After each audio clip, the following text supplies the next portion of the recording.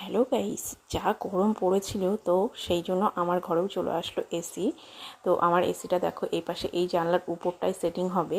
তো এখানে সেই মতো সব কিছু মানে আমার ঘরে এসির লাইন করা ছিল না আগে থেকে, তো সেই জন্য আমার টেম্পোরারি একটা এসির লাইন করা হয়েছে। তো ওই জায়গাটাই এসিটা সেটিং করা হবে। তো ইনডোরটা সেটিং করা হচ্ছে। আর ইনডোরটা সেটিং করে ওরা ছাদের উপরেও চলে গেছে আউটডোরটা সেটিং করতে। মানে আমার ঘরে এত গরম যে আমি মেয়েকে ঠিকমতো রাখতেই পারি না, ও অনবরত ঘামতে থাকে। তো ছাদে এই জায়গাটাই লাস্ট সেটিং করা হয়েছে।